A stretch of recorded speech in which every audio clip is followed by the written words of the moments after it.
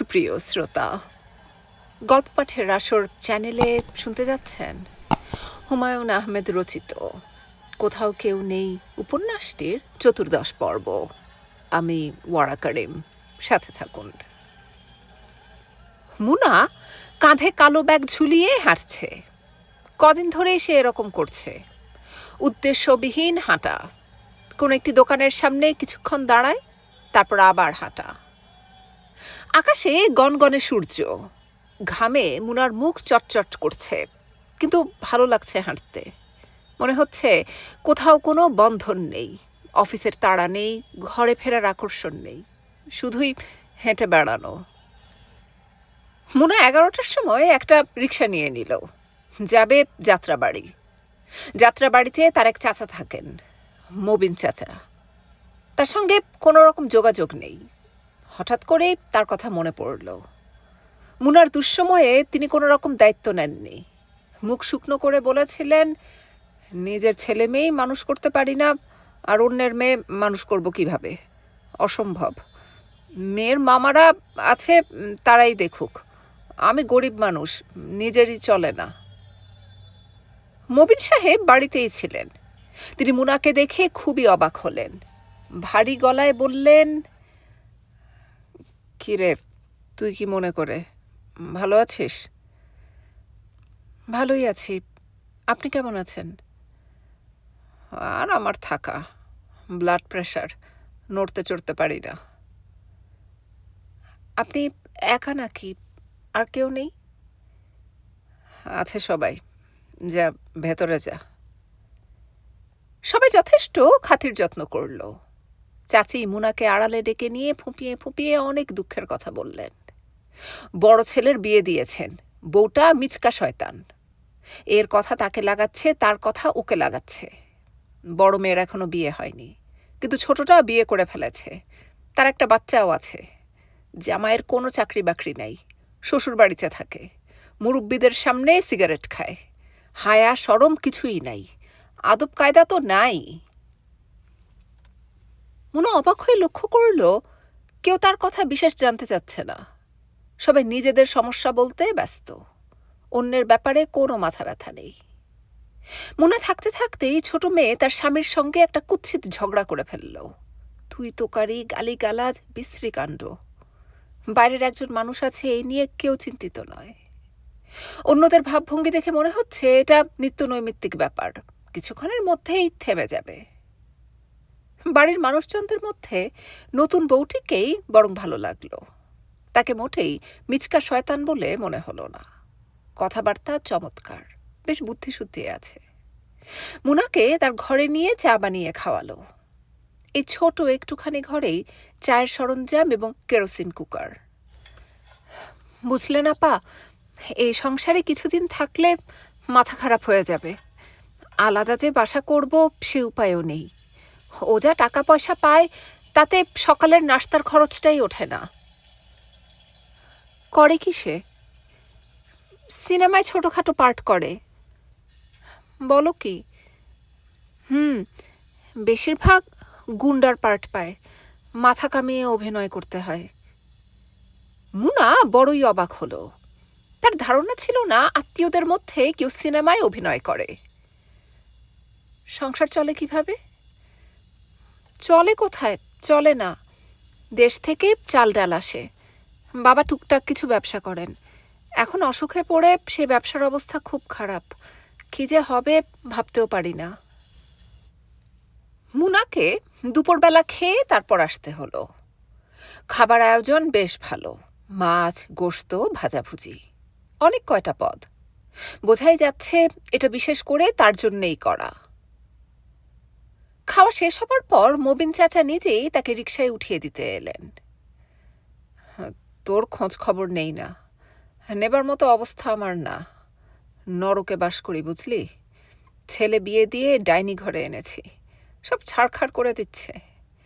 এমনিতে তো কথাবার্তা খুব মিষ্টি, কিন্তু আসলে বিষকন্যা। আসিস মাঝে মধ্যে, তোর কথা প্রায় মনে হয়। ওই দিনও তোর চাচিকে বলছিলাম।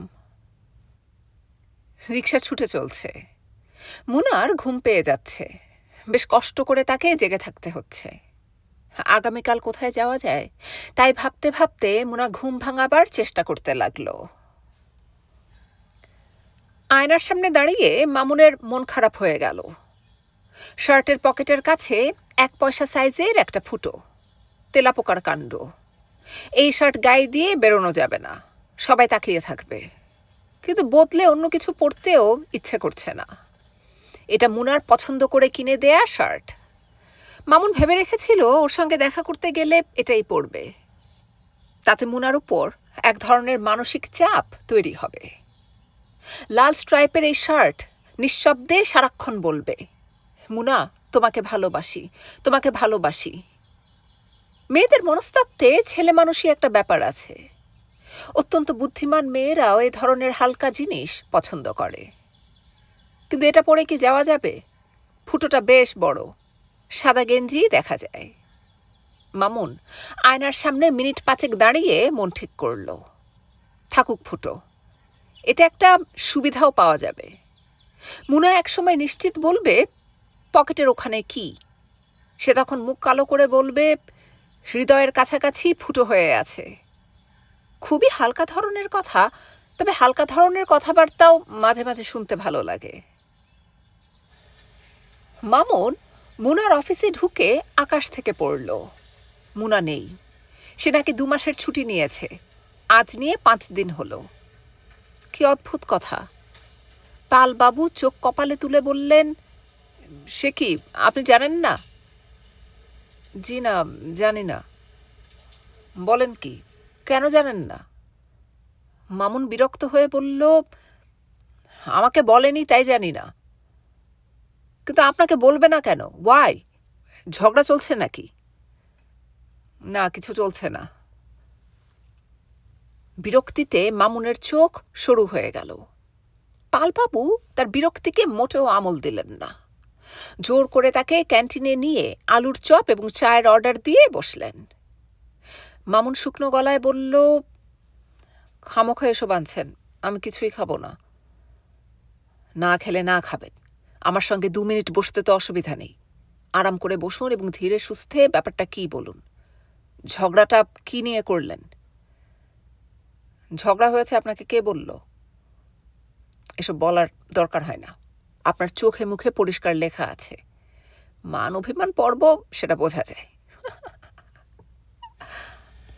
মামুন কঠিন চোখে তাকিয়ে রইল। আগে এই লোকটিকে ভালোই লাগত, আজ কেমন গ্রাম্য লাগছে। কথার ফাঁকে ফাঁকে থুতুর কণা ছিটকে আসছে। কিছু কিছু নিশ্চয়ই পড়েছে চায়ের কাপে এবং আলুর চপে। কুৎসিত দৃশ্য, সহ্য করা মুশকিল। মামুন সাহেব, বলুন।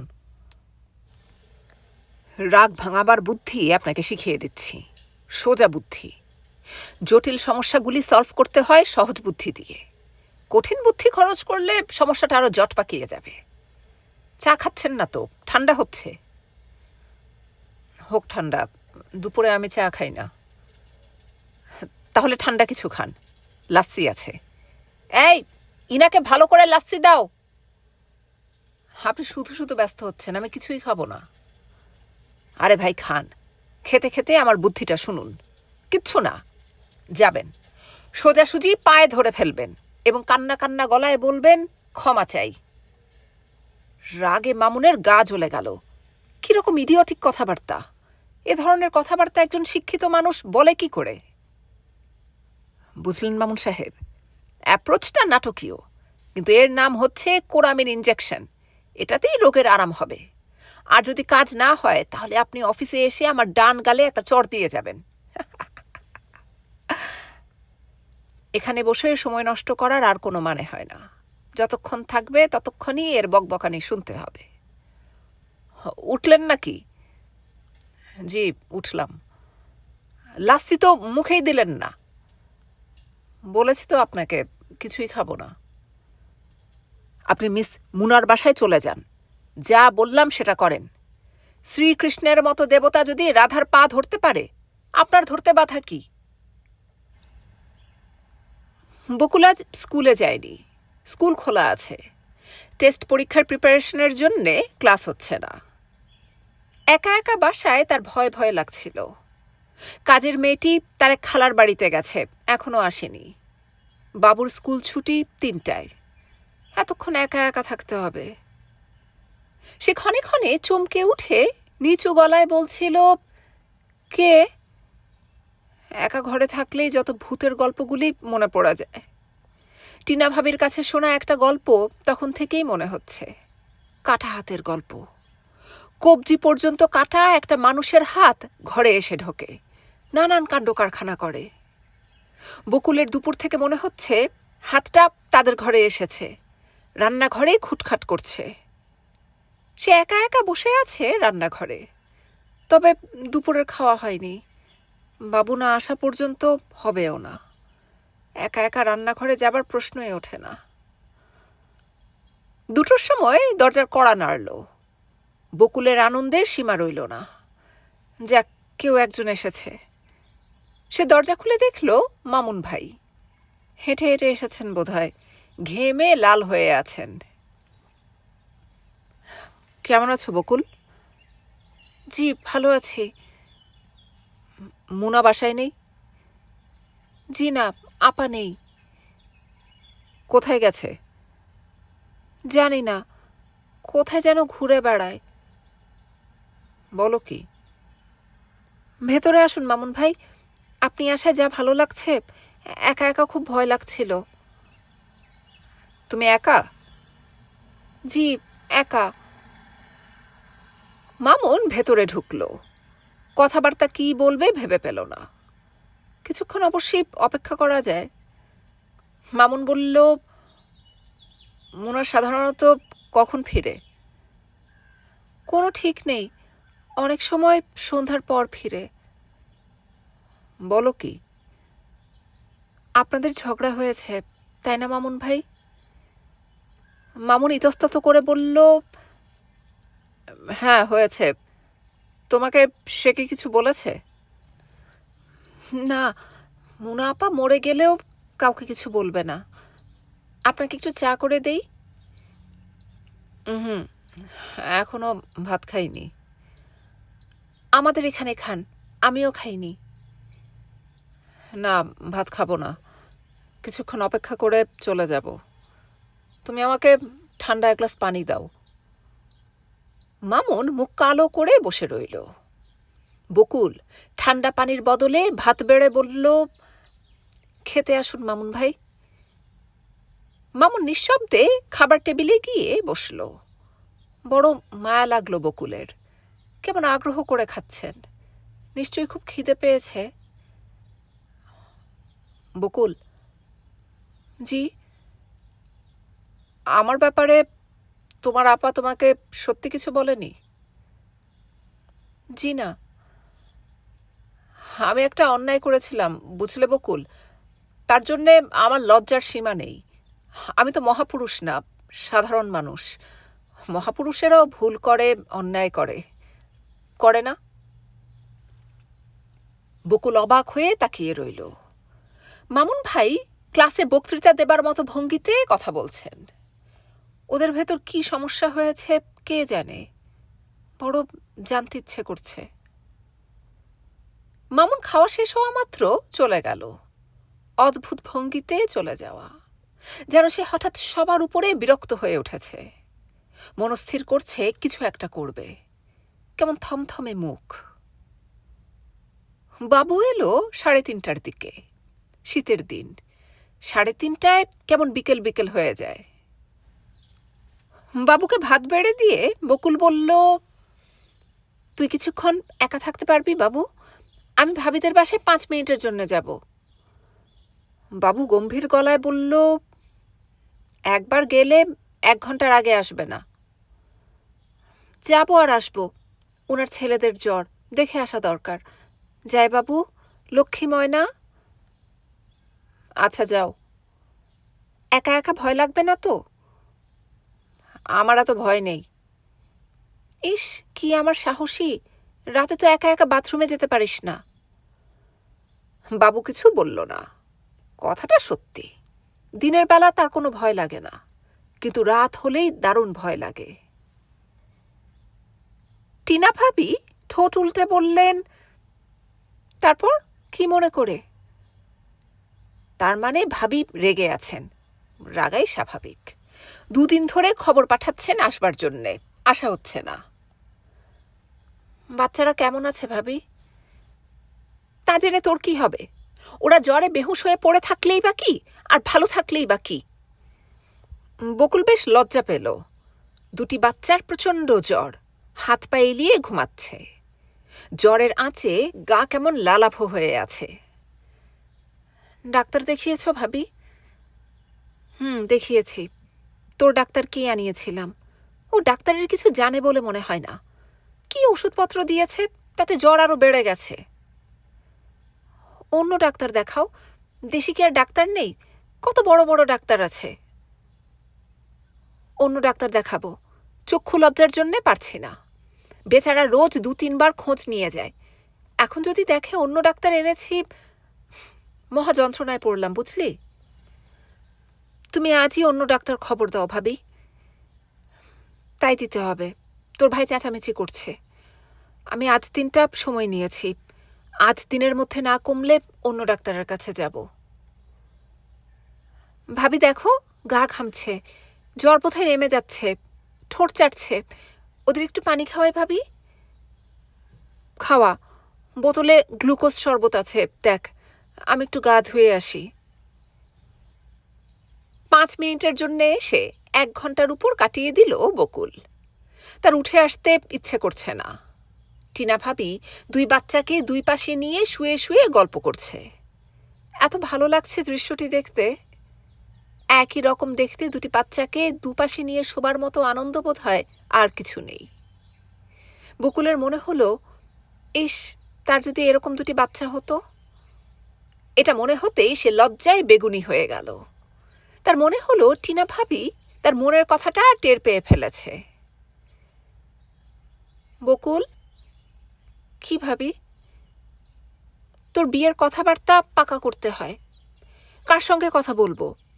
তোর আসল গার্ডিয়ান বোধ হয় তোর বোন, তাই না?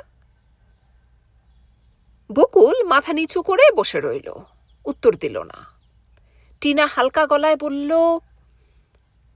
তুই কিছু মনে করিস না বকুল। তোর এই বোনটাকে আমার পছন্দ হয় না, কেমন পুরুষ পুরুষ ভাব। মোনা আপা খুব ভালো মেয়ে। ভালো মেয়ে তো বটেই। তোদের ঝামেলার ঝড় যেভাবে সামাল দিয়েছে, এরকম কটা পুরুষ পারবে? তবে ব্যাপার কি জানিস বকুল, তোর আপা হচ্ছে কঠিন ধরনের মেয়ে। মেয়েরা কঠিন হলে ভালো লাগে না। মেয়েরা হবে নরম ধরনের, আলহাদি, কথায় কথায় কেঁদে ফেলবে, যেমন তুই। আমি বুঝি আলহাদি? না, আলহাদি না, তুই হচ্ছিস মায়াবতী। মোনা আপা বুঝি মায়াবতী না? না। বকুলের মন খারাপ হয়ে গেল।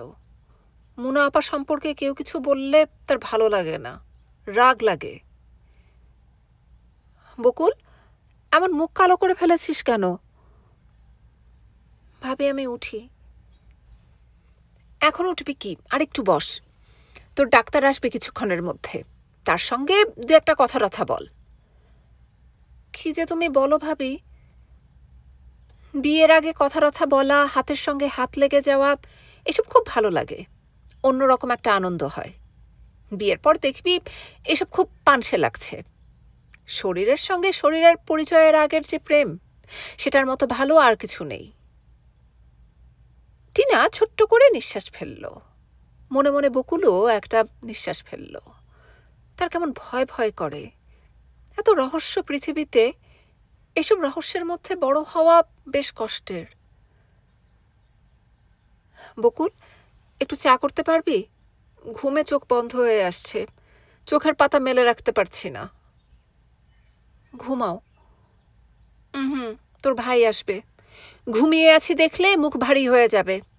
পুরুষ মানুষদের তুই তো চিনিস না, অদ্ভুত জিনিস। তাই নাকি? তাই। বাচ্চা দুটি এমন, ওদের যন্ত্রণাতেই রাতে ঘুমোতে পারছি না।